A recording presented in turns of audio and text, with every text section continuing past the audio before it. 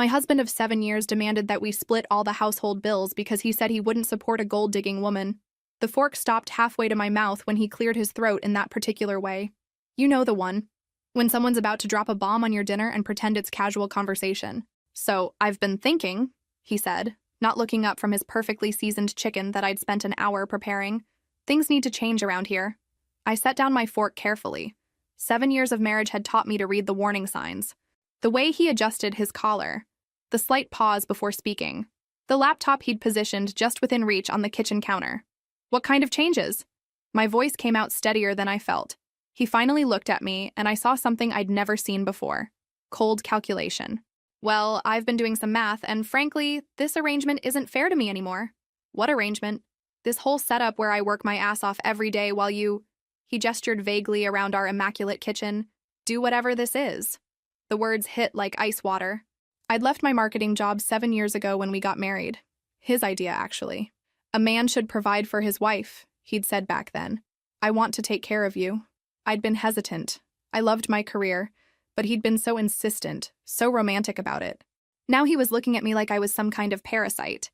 I've created a spreadsheet, he continued, flipping open the laptop with the enthusiasm of someone presenting a brilliant business proposal. I've calculated all our monthly expenses. Mortgage, utilities, groceries, everything. From now on, we're splitting it 50-50.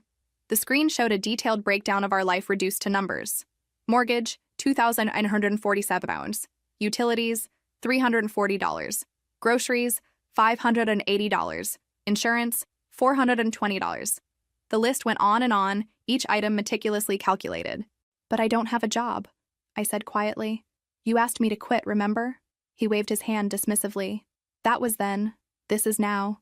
You're a smart woman. You can figure something out. I'm not running a charity here.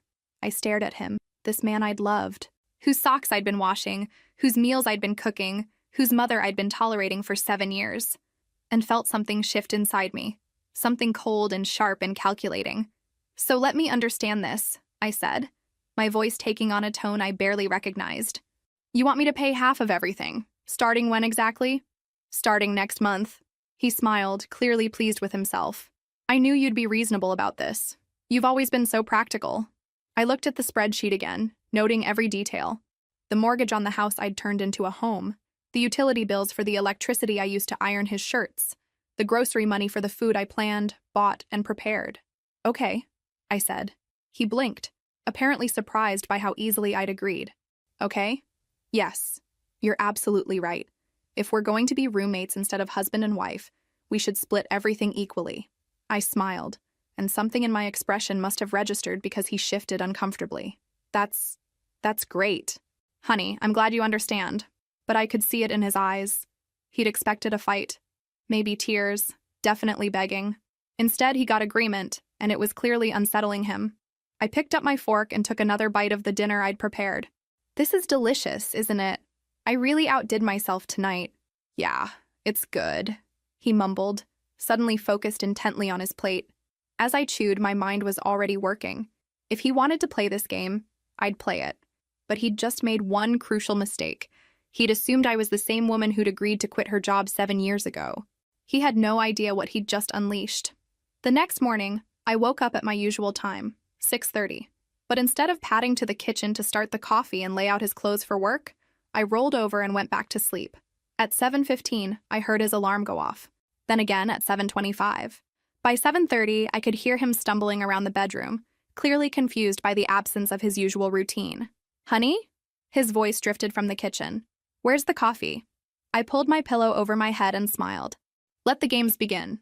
20 minutes later, he was back in the bedroom, half-dressed and agitated. What's going on? There's no coffee, no breakfast, and I can't find my blue shirt anywhere. I stretched lazily and looked at him with innocent confusion. Good morning to you, too. What's wrong? What's wrong? It's almost 8 o'clock and nothing's ready. Ready for what? I sat up, genuinely puzzled by his distress. Oh, you mean your stuff? But sweetheart, remember what you said last night? We're splitting everything 50-50 now. That means we each handle our own responsibilities. His mouth opened and closed like a fish. But you always make coffee. I make coffee for myself. You're welcome to make your own. I swung my legs out of bed and headed for my closet. Your blue shirt is in the laundry room. By the way, In the dirty clothes basket where you left it 3 days ago. But you always do the laundry. I do my laundry. Your clothes are your responsibility now.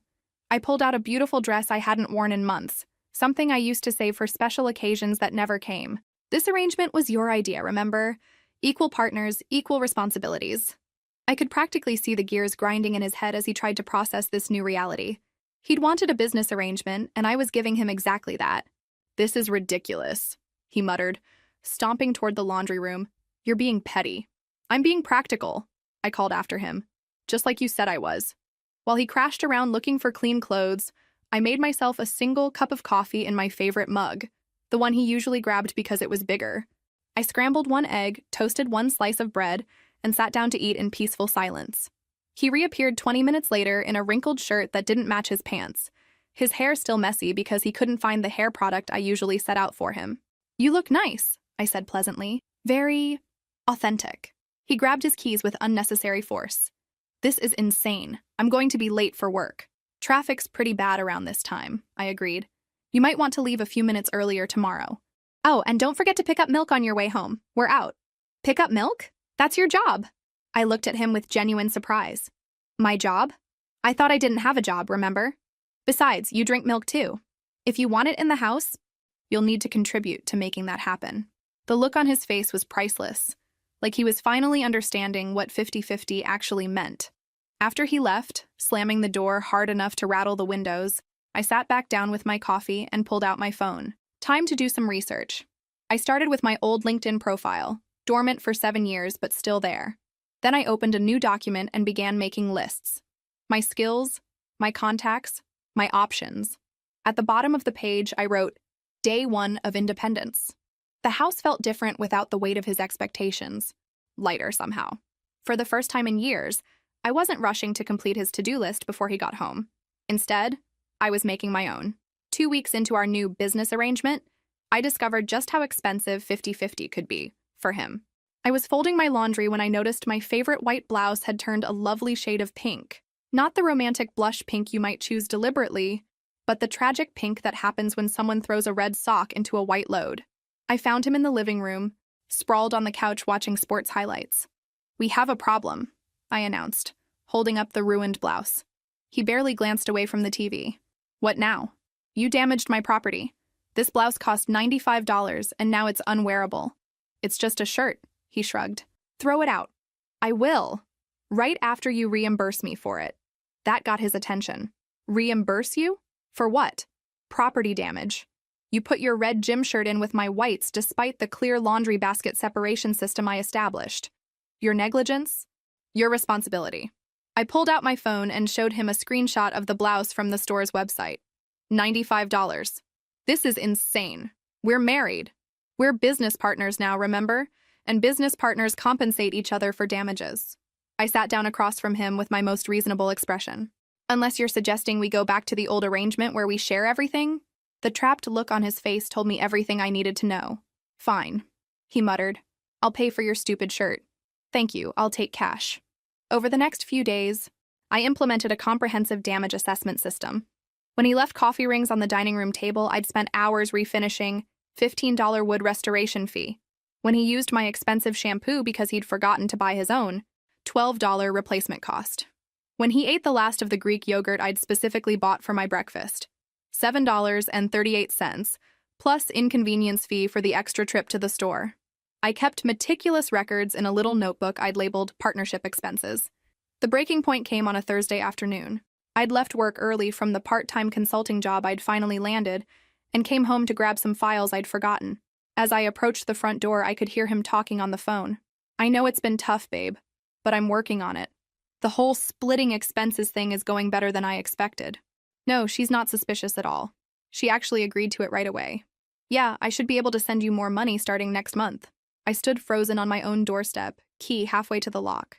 "I know you're struggling since the divorce, and I promised I'd take care of you. Look, once I get her to start paying half of everything, I'll have way more money to help with your rent and the kids' stuff."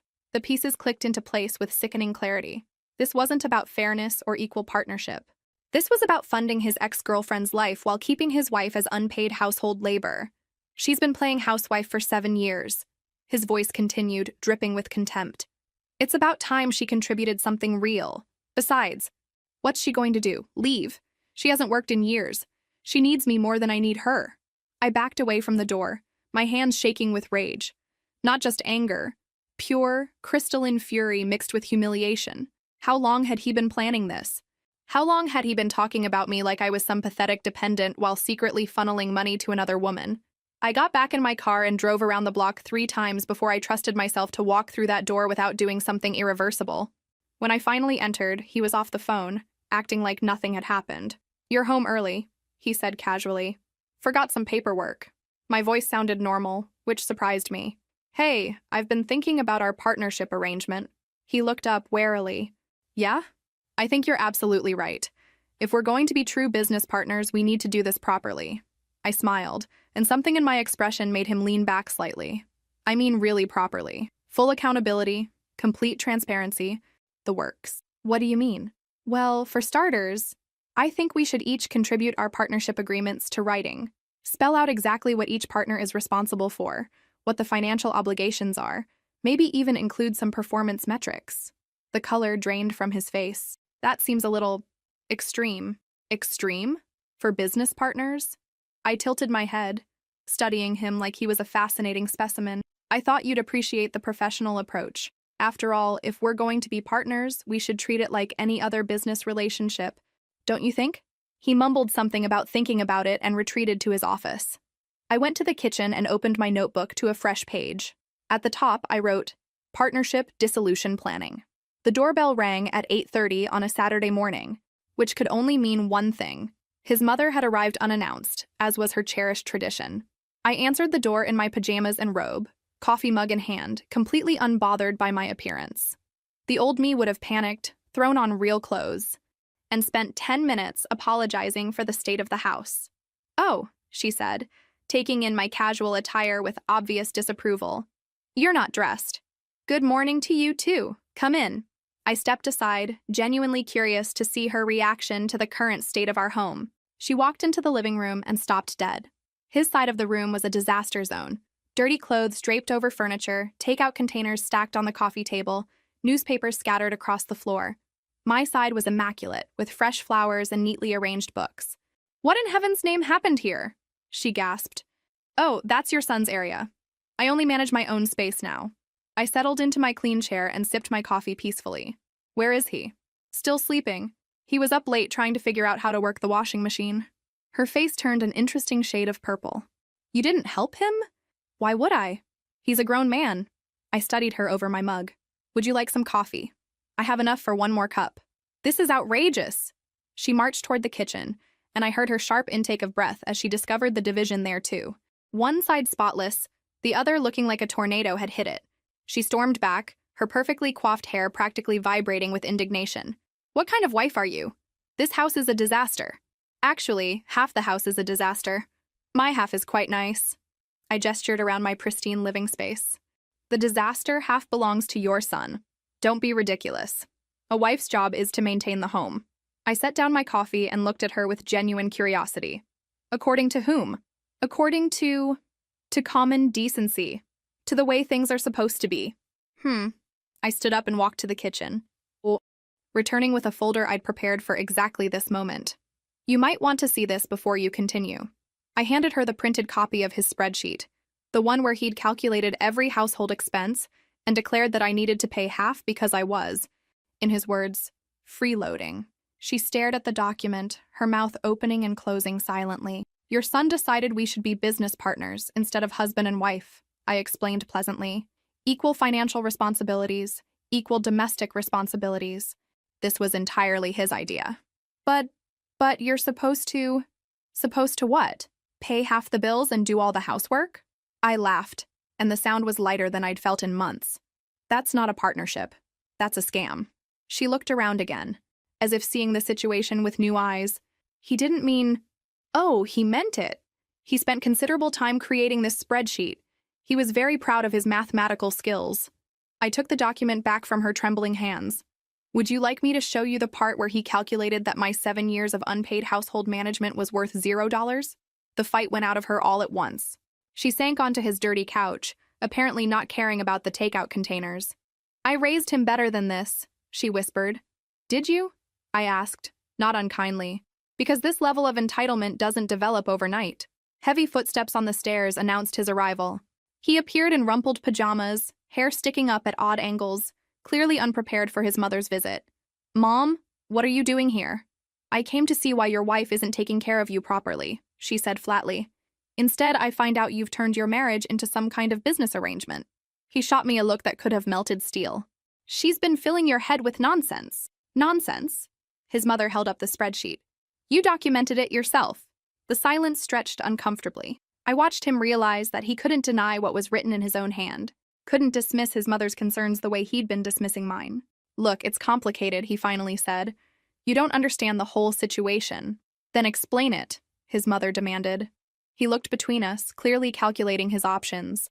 I just think we should both contribute equally. What's wrong with that? Nothing, I said cheerfully. Which is why I've been contributing exactly equally. I pay my half of everything and take care of my half of everything. Your half is your responsibility. His mother looked around the room again, really looked. And I could see her finally understanding the full picture. I think, she said slowly, I should go. That's probably best, I agreed. This is between business partners now, not family. She stood up, brushed off her skirt, and walked to the door without another word. Before leaving, she turned back to her son. You made this bed, she said quietly. Now you get to lie in it. After she left, he turned on me with a fury I'd never seen before. How dare you embarrass me like that in front of my mother? I looked at him calmly. I didn't embarrass you. You embarrassed yourself. I just refused to clean it up. The call came on a Tuesday morning while I was updating my resume for the third time in 2 weeks. I'd been applying for entry-level positions, assuming my 7-year gap had made me unemployable in any meaningful way. Is this really the marketing genius who used to run circles around all of us in Professor Martinez's strategy class? The voice was familiar, warm, and filled with the kind of confidence I'd forgotten I used to possess. This is she, I said cautiously. It's Jake from college. We worked on that impossible campaign project together junior year, the one where we had to rebrand that failing restaurant chain. The memory hit me like a wave. Late nights in the library, whiteboards covered with brand positioning diagrams, the thrill of solving impossible problems with nothing but creativity and determination. I'd love that version of myself. Jake, how did you get this number? I have my ways. Actually, I've been trying to track you down for months. I'm heading up marketing for a consulting firm now, and I've got a problem that has your name written all over it.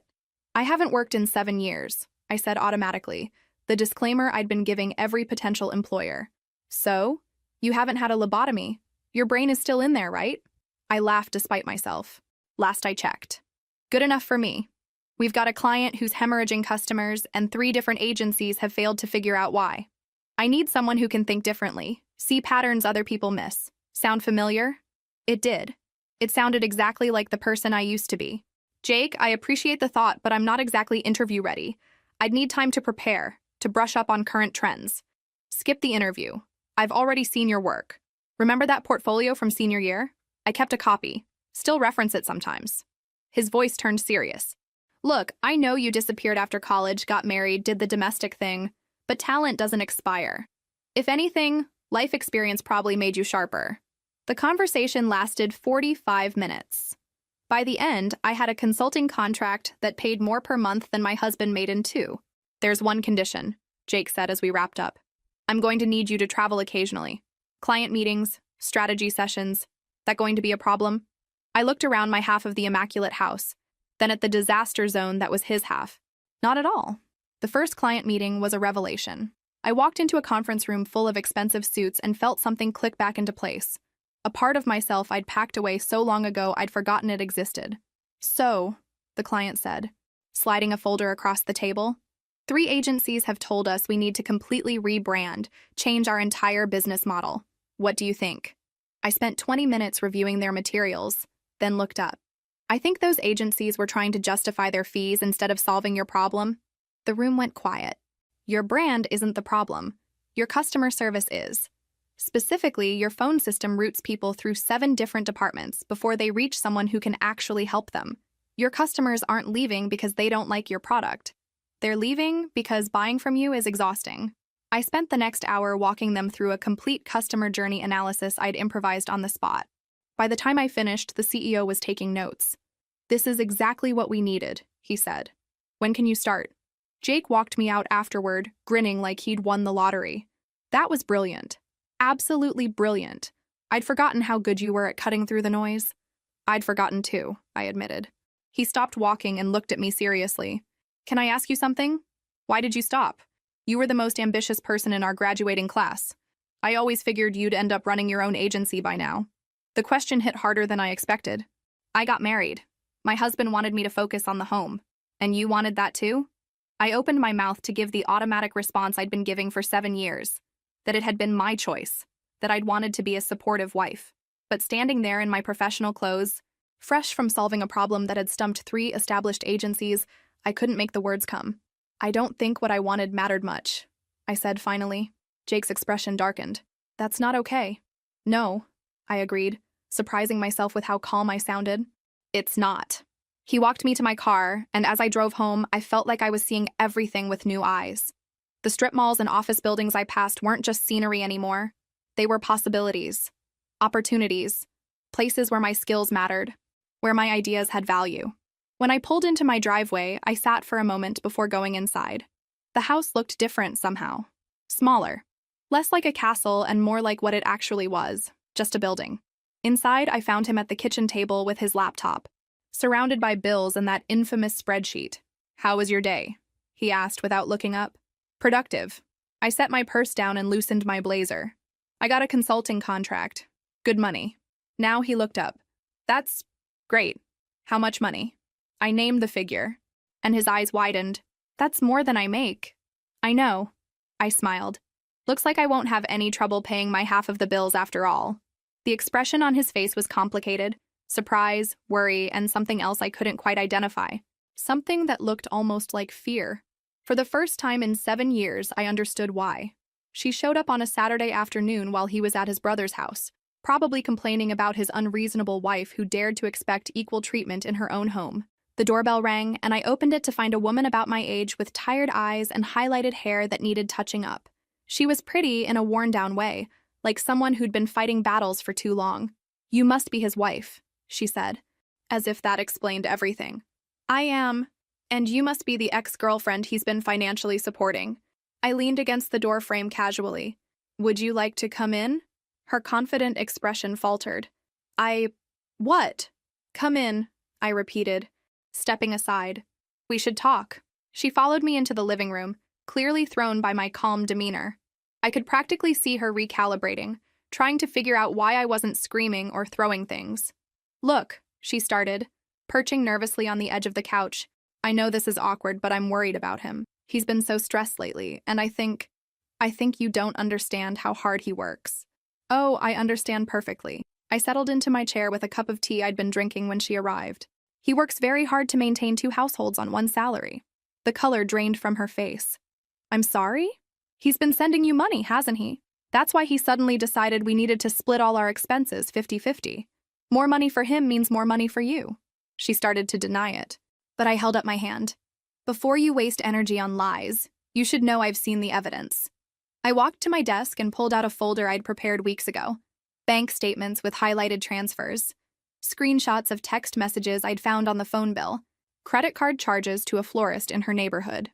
"February 14th, I said, pointing to one charge. "Roses delivered to your address. March 23rd, money transfer for $400 with the memo rent help. April 15th, another transfer for $600 with the memo kids need shoes." She stared at the papers like they might catch fire. "How did you get these?" "I'm not stupid, despite what both of you apparently think." I sat back down, watching her face cycle through shock, embarrassment, and something that might have been admiration. "He said you didn't know," she whispered. "He said a lot of things. That I was lazy, that I contributed nothing, that I was lucky he kept me around." I sipped my tea calmly. "Did he mention that I've been running his household for 7 years without pay while he convinced me I was worthless?" Her mouth opened and closed silently. "Here's what's interesting," I continued conversationally. "You're not the villain here. You're just another woman he's manipulating. He told you I was some kind of gold digger, didn't he? Made you think you were saving him from a terrible marriage?" She nodded reluctantly. "Just like he made me think I was lucky to have a man who wanted to take care of me." Just like he probably told his first ex-wife that she was the problem too. First ex-wife? Her voice was barely audible. Oh, yes. Did he not mention her? Interesting. I leaned forward slightly. Let me guess. He told you that you were different from all the other women who didn't understand him? The recognition in her eyes was painful to watch. He has a pattern, I said gently. Find a woman who needs something. Security, financial help, validation, promise to provide it, then slowly make her believe she's the problem when things go wrong. But he loves me, she said, though her voice lacked conviction. Does he? Or does he love having someone who depends on him? I pulled out one more document, a printout of his call logs. Look at this. Every time he calls you is when he's angry with me. You're not his girlfriend. You're his emotional escape valve. She studied the evidence, and I could see the exact moment when everything clicked into place. Oh God, she breathed. I'm such an idiot. No, you're not. You're a single mother trying to survive, and he offered you a lifeline. That doesn't make you stupid. It makes you human. We sat in silence for a moment, two women who'd been played by the same man in different ways. What are you going to do? She asked finally. I'm going to stop paying for his games, both literally and figuratively. I gathered up the papers. What are you going to do? She looked around my beautiful home, the home I'd created and maintained while believing I was worthless. And something hardened in her expression. I'm going to stop taking his money, she said firmly. I've been applying for better jobs anyway. I don't need his charity. Good for you. She stood up, then paused at the door. Aren't you angry? At me, I mean? I considered the question seriously. A month ago, I would have been furious. I would have blamed you for everything, probably would have fought to win him back. I smiled, and it felt genuine. Now I just feel sorry for whoever he targets next. After she left, I poured myself a glass of wine and sat in my perfectly organized living space. For the first time in months, I felt completely at peace. I'd spent 7 years believing I needed to fight for scraps of affection from a man who was giving the best parts of himself to someone else. Now I understood the truth. There were no best parts. There was just manipulation, skillfully applied to whoever was most vulnerable. The most empowering part wasn't exposing him. It was realizing I didn't want to win him back. I wanted something so much better. The legal papers arrived on a Thursday morning, delivered by a courier who looked apologetic about the whole thing. I signed for them with the same calm I'd been cultivating for months, then sat at my kitchen table to read what my husband thought was his nuclear option. Petition for exclusive use and occupancy of marital residence, the header read. Below that, in legal language that couldn't quite hide the desperation, he was asking a judge to remove me from my own home because I was creating an uninhabitable living situation and preventing him from peaceful enjoyment of his property. I had to laugh.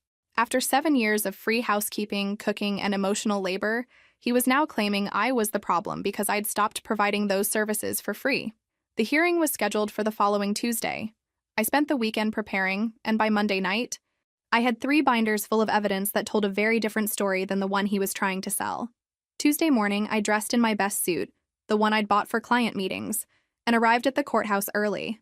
He was already there with his lawyer, an expensive-looking man in his 50s who clearly thought this was going to be a straightforward case of removing an uncooperative wife. When the judge called our case, I stood with my own representation, a sharp family law attorney who'd taken one look at my evidence and agreed to work with me immediately. Your Honor, his lawyer began, my client is simply asking for the right to live peacefully in his own home. His wife has created an impossible situation, refusing to maintain the household and creating deliberate chaos. The judge, a woman in her 60s with intelligent eyes, looked at me. How do you respond to these allegations? My lawyer stood. Your Honor, we have extensive documentation that tells the complete story. Mrs. He glanced at me and I nodded. Has maintained detailed records of the marital arrangement her husband demanded. We presented everything chronologically. The original spreadsheet where he calculated that my 7 years of household management was worth nothing.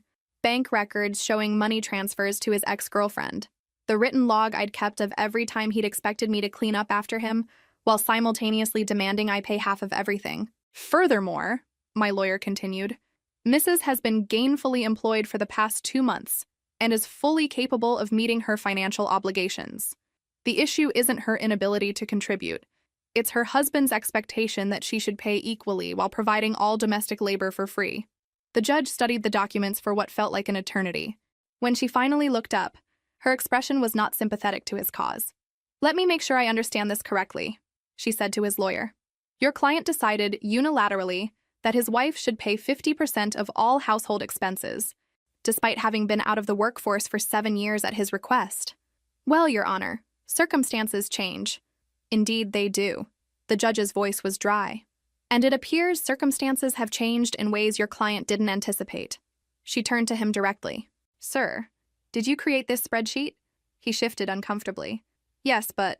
And did you present it to your wife as a non-negotiable change to your marital arrangement?" "I thought we should both contribute equally." "I see. And in your definition of equal contribution, your wife would pay half of all expenses and continue to provide all domestic services?" The silence stretched uncomfortably. "Your Honor," his lawyer interjected, "my client simply wants to live in his own home without harassment." Harassment. The judge looked at my documentation again. "I see here that your client's wife has been paying her agreed-upon 50% of all expenses while maintaining only her own living spaces and belongings. How exactly is adhering to his own proposed arrangement considered harassment?" I watched his lawyer realize they were losing badly. "Furthermore," the judge continued, "I see evidence that your client has been financially supporting another woman throughout this marriage, including during the period when he was demanding his wife contribute more financially." The courtroom fell silent except for the sound of his lawyer shuffling papers desperately. "Petition denied," the judge said firmly. "Not only is there no basis for removing Mrs. from her marital home, but the evidence suggests that she has been remarkably accommodating to an arrangement that was heavily biased against her interests." As we walked out of the courthouse, his lawyer was already talking about appeal options, but I could see in his eyes that he knew it was over. You can't win a case when all the evidence proves you're exactly as unreasonable as your opponent claims. Outside, he caught up with me in the parking lot. "This isn't over," he said, but there was no conviction in his voice. "Yes, it is." I looked at him calmly. "You wanted to play hardball, remember? You thought you could scare me into going back to being your unpaid servant. Instead, you just proved to a judge exactly what kind of man you are. I never meant for it to go this far." "Of course you didn't. You meant to get your way without consequences, like always." I opened my car door. "But actions have consequences now. Maybe it's time you learned that." As I drove home, I felt something I hadn't experienced in years. The solid satisfaction of being completely, legally, unquestionably right. For the first time since this whole mess started, I wasn't just surviving his games. I was winning them. He left the day after the court hearing, claiming he needed space to think after his humiliating legal defeat. I watched him pack a suitcase with the same detachment I might feel watching a stranger load their car. "I'll be staying at my brother's for a while," he announced, as if this was some great sacrifice he was making for our relationship. "Okay," I said, not looking up from my laptop where I was reviewing client proposals. "Okay, that's all you have to say? What would you like me to say?" I glanced at him briefly. "You're an adult. You can stay wherever you want." The look on his face suggested he'd expected tears, begging, promises to change. Instead, he got the same mild interest I might show a weather report. After he left, I walked through the house slowly, really seeing it for the first time in months. Without his constant mess, his complaints, his heavy presence sucking the energy out of every room, the space felt transformed, lighter, like it could breathe again. I made myself dinner, just for me, exactly what I wanted, and ate it while watching a documentary he would have hated. Then I took a long bath with expensive bath salts, read until midnight, and slept diagonally across the entire bed. I woke up the next morning feeling more rested than I had in years. Work became my sanctuary. The consulting firm Jake ran had a collaborative, energetic atmosphere that reminded me why I'd loved marketing in the first place. Ideas mattered there. Solutions were celebrated. Nobody questioned my competence or made me feel like I should be grateful for the opportunity to contribute. "You've been different lately," Jake mentioned over coffee after a particularly successful client presentation. "More confident. More yourself, I guess." "I feel more like myself," I admitted. "It's amazing how much mental energy gets freed up when you're not constantly defending your right to exist." "Is that what it was like? At home?" I considered the question. Jake and I had started having these conversations more frequently. Honest talks about life, dreams, the paths we'd taken, and the ones we wished we had. He was a good listener, never offering unwanted advice or trying to fix things that weren't his to fix. "It was like living with a critic who never took a day off," I said finally. "Everything I did was wrong, insufficient, or somehow selfish. I spent so much energy trying to anticipate his complaints that I forgot I was allowed to have opinions of my own. That sounds exhausting. It was. I didn't realize how exhausting until it stopped. Jake studied me over his coffee cup. Are you happy? I mean, really happy? The question surprised me with its directness. Yes, I said, and meant it. For the first time in years, I'm actually happy. Good. You deserve that. That evening, I did something I hadn't done in ages. I called my sister, the one who'd stopped visiting because she couldn't stand watching what I'd become. I was wondering when you'd finally call, she said without preamble. I heard through the grapevine that you'd grown a spine. News travels fast. Are you kidding? The whole family's been waiting for you to wake up. We just didn't know how to tell you without making things worse. We talked for 2 hours, and I realized how much I'd missed her wit, her honesty, her complete intolerance for self-pity. By the end of the call, we'd made plans for her to visit the following weekend. Fair warning, she said before hanging up. I'm bringing wine and terrible movies, and we're going to dissect every bad decision you've made for the past 7 years. I can't wait. The house felt different with him gone. Not empty, spacious. I rearranged furniture, hung artwork I'd been meaning to display, played music as loud as I wanted. I cooked elaborate meals just because I enjoyed cooking when it wasn't an obligation. I started a garden in the backyard, something I'd always wanted to do, but never found time for when every moment was dedicated to maintaining his comfort. 3 weeks into his absence, he called. I think I've had enough space, he announced, as if he'd been doing me a favor. I'll be home tomorrow. This is your home too, I said neutrally. You don't need my permission to be here. Right, good. I'm glad you're being reasonable about this. Reasonable. I almost laughed. He still thought this was about him teaching me a lesson, that his absence was punishment I should be eager to see end. He had no idea that his leaving had been the best 3 weeks I'd had in years.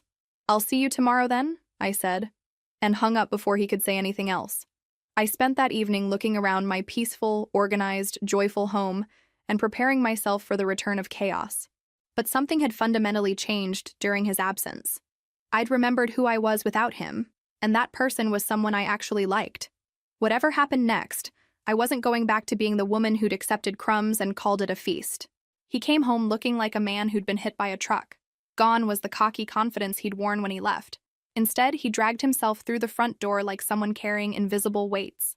I was in the kitchen, preparing dinner for one, when he appeared in the doorway.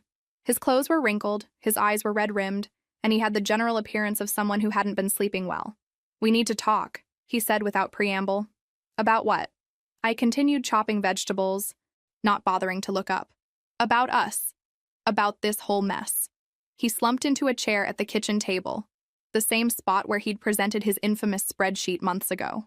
I've been doing a lot of thinking. That's nice. She left me, he said quietly. Said she didn't want to be with someone who treated his wife the way I treated you. I paused my chopping for just a moment, then resumed. How unfortunate for you. That's it? That's all you have to say? I set down my knife and finally looked at him.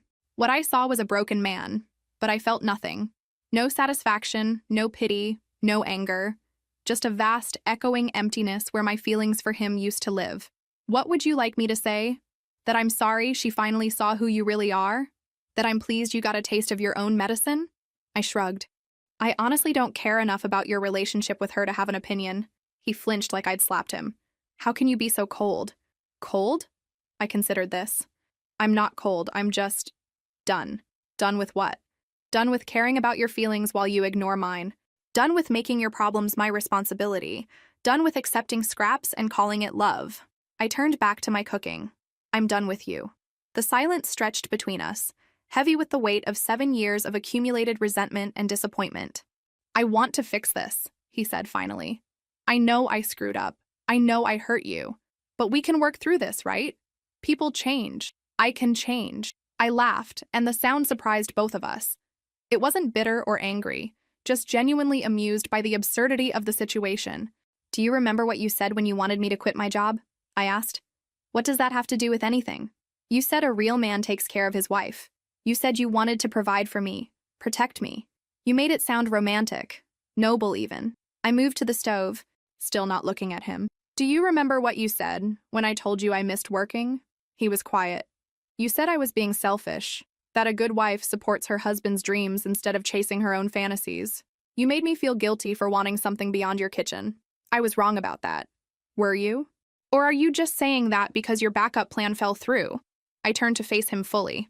Because the thing is, I don't think you were wrong back then. I think you meant every word. Just like you meant every word when you called me a freeloader who needed to start paying her fair share. But you've learned that actions have consequences. That's not the same as changing who you are, fundamentally. I leaned against the counter, studying him like a specimen under a microscope. You didn't want to fix our marriage when you were getting everything you wanted from it. You want to fix it now because you're getting nothing. That's not true, isn't it? When I was doing all the housework and asking for nothing in return, was our marriage broken then? He opened his mouth, then closed it. When I was managing your entire life while you sent money to another woman, was that something that needed fixing? You don't understand the situation with her. Oh, I understand perfectly. She was your escape valve. When you were frustrated with me for being human instead of a perfect domestic appliance, you had somewhere else to put your attention. Someone who made you feel like a hero instead of holding you accountable. I walked to the table and sat across from him, close enough to see the panic starting to creep into his eyes. Here's what I think happened, I continued calmly. You got comfortable having two women competing for your attention. It made you feel powerful, important.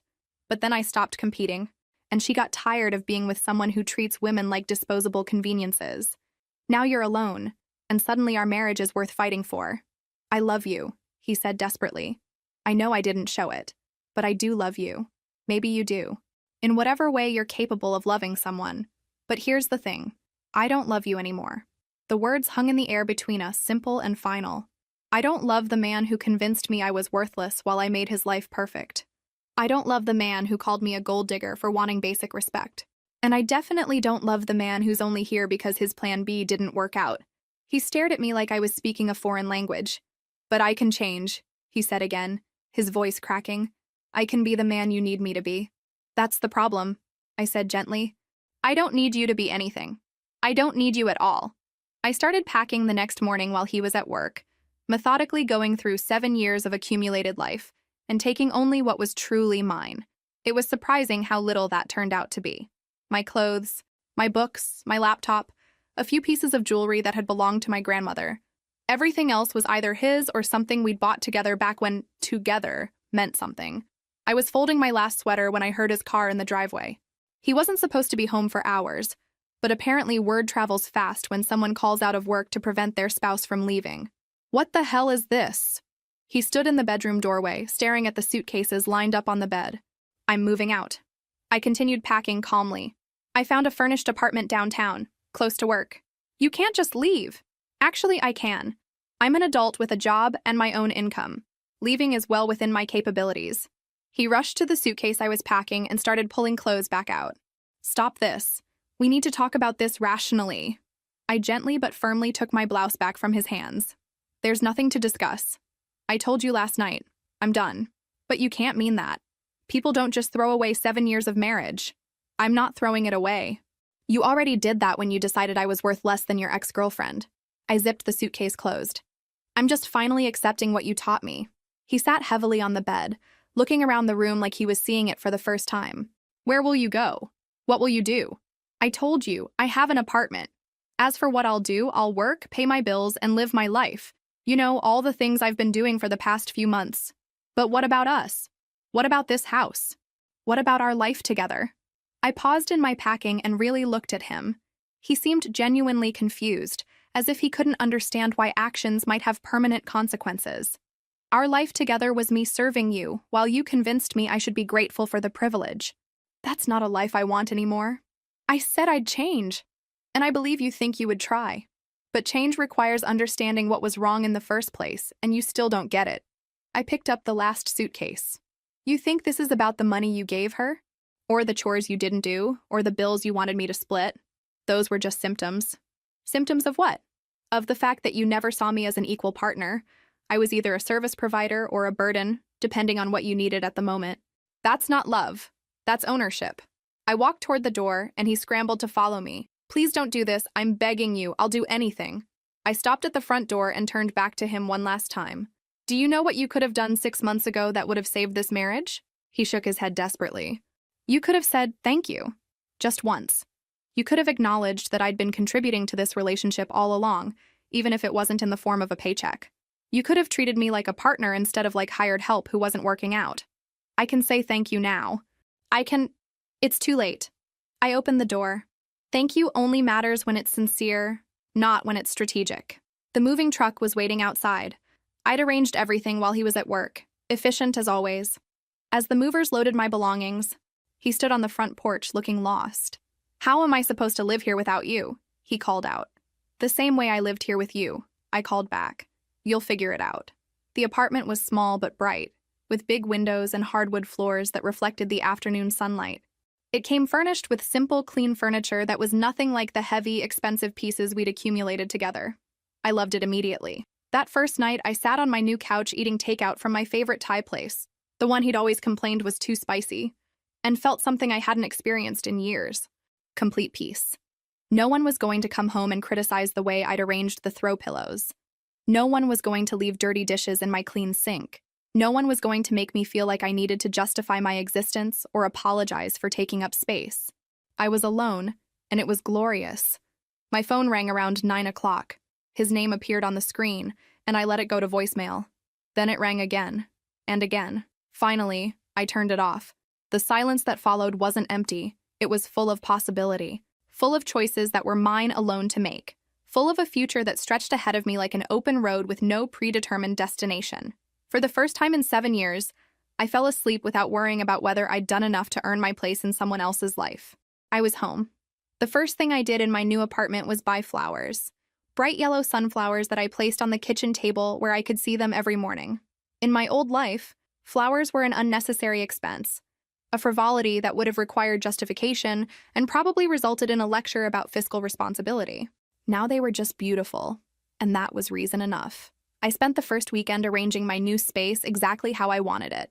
Books organized by subject instead of alphabetically because that's how my mind worked. Art hung at heights that made sense for my eyes, not his. The thermostat set to a temperature that kept me comfortable without needing to negotiate. Every small decision felt revolutionary. Work became even more fulfilling. Without the constant underlying stress of managing someone else's emotions, I found myself taking on bigger challenges, proposing bolder solutions. Jake noticed the change immediately. "You're on fire lately," he said after a presentation that had landed us a major new account. "Whatever you're doing differently, keep doing it." "I'm sleeping better," I said, which was true, but not the whole truth. The whole truth was that I'd stopped living in a state of chronic anxiety, always braced for the next criticism or demand. Jake and I had started spending more time together outside of work. Dinner after long days, coffee on Saturday mornings, walks through the downtown farmers market. Nothing officially romantic, just the easy companionship of two people who genuinely enjoyed each other's company. He never asked for more than I was offering, never made me feel like his attention came with strings attached. When I mentioned that I wasn't ready for anything serious, he'd simply nodded and said, "Fair enough, I like spending time with you regardless."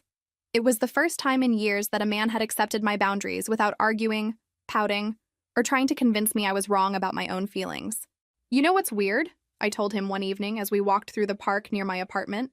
"I keep waiting for the other shoe to drop, for you to suddenly start keeping score of favors or making demands or telling me I'm not grateful enough." "That sounds exhausting," he said quietly. "Living like that." It was. I didn't realize how exhausting until it stopped. 3 months into my new life, my sister came to visit. She walked through my little apartment with obvious approval, taking in the flowers, the books arranged just how I liked them, the general atmosphere of contentment.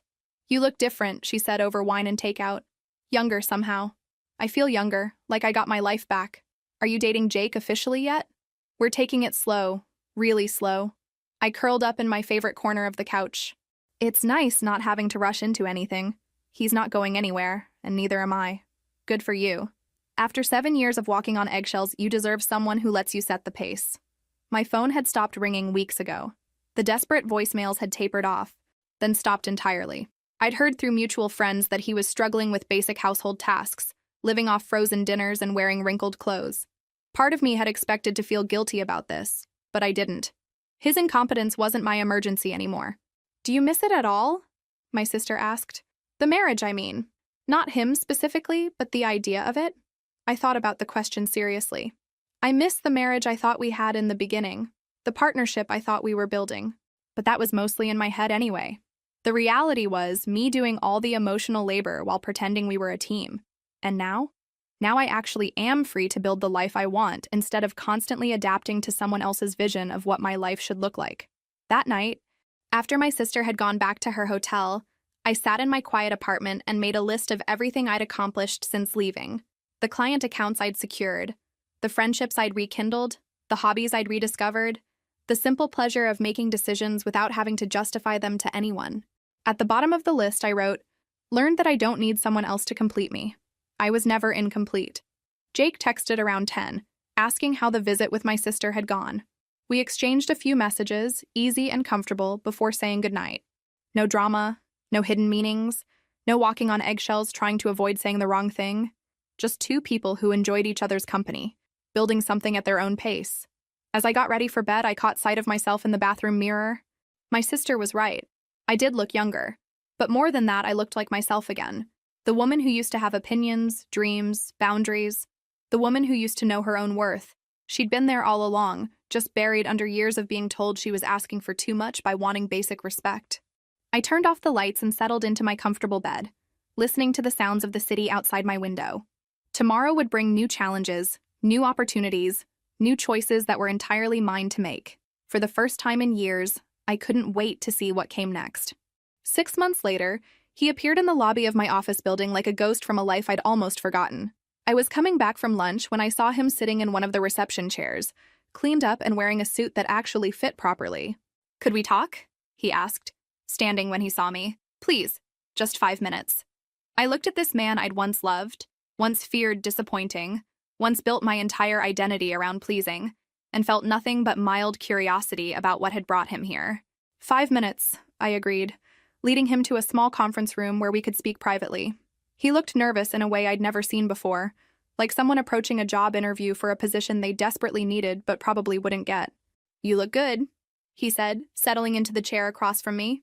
"Happy. I am happy. I've been working on myself," he continued, the words tumbling out like he'd rehearsed them. "Therapy, anger management, the whole thing. I've learned a lot about how I treated you, how wrong I was about everything. That's good. Personal growth is important. I can cook now, really cook, not just microwave stuff. And I've been keeping the house clean, doing my own laundry. I even learned how to iron." He smiled hopefully. "I know that probably sounds pathetic, but I wanted you to know that I get it now. I understand what you were doing all those years." "Okay." My calm responses seemed to unnerve him. I could see him struggling to find the words that would create the reaction he wanted. "I miss you," he said finally. "I miss us. I know I don't deserve another chance, but I'm asking for one anyway.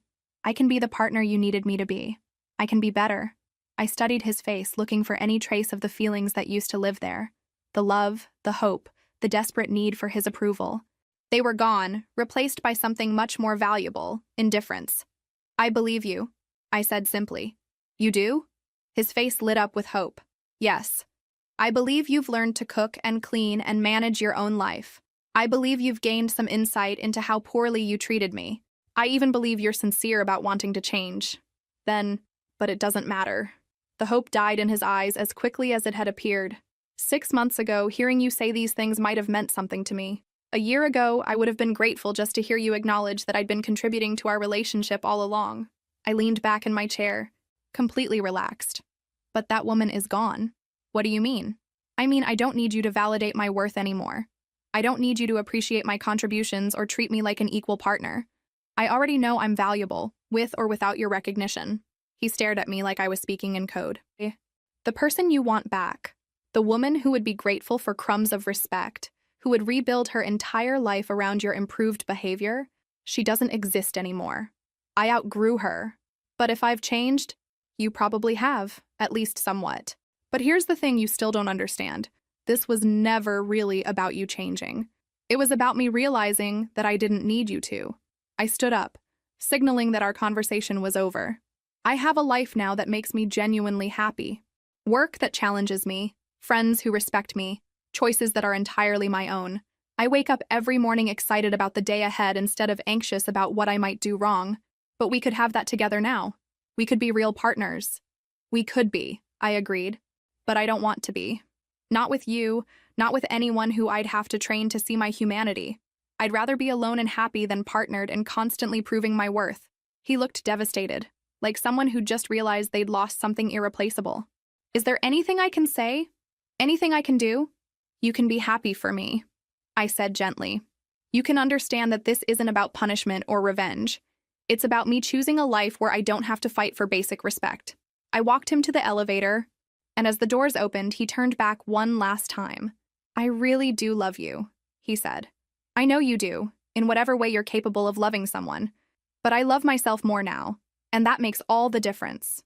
The elevator doors closed, and I watched the numbers light up as he descended back to whatever life he was building without me. I returned to my office, where Jake was waiting with coffee and the presentation materials for our 3 o'clock meeting. Everything okay? He asked, noting my thoughtful expression. Everything's perfect, I said, and meant it completely. That evening, I sat in my favorite corner of my apartment with a cup of tea and my journal, documenting the final chapter of a story that had taken me 7 years to finish writing. Outside my window, the city hummed with life and possibility. My phone buzzed with a text from Jake. Dinner tomorrow? There's a new place I think you'd love. I smiled and typed back. I'd like that. Not because I needed him, not because I was afraid of being alone, but because I genuinely enjoyed his company and chose to share my time with him. The difference was everything. I closed my journal and looked around my small, perfectly arranged apartment. Every item in it was there because I wanted it there. Every choice, from the sunflowers on my table to the book on my nightstand, reflected my preferences and no one else's. 7 years ago, I'd believed that love meant making yourself smaller so someone else could feel bigger. I'd thought partnership meant erasing your own needs to better serve someone else's. Now I understood that real love, for yourself and others, required the exact opposite. It demanded that you show up as your full, authentic self, and refuse to accept anything less than the same in return. I'd learned that I didn't need someone else to complete me, because I had never been incomplete.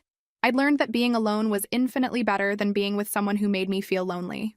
Most importantly, I'd learned that my worth wasn't up for negotiation. As I got ready for bed, I caught my reflection in the bathroom mirror one more time. The woman looking back at me was confident, content, and completely free. She knew exactly who she was and what she deserved. She was never settling for less again.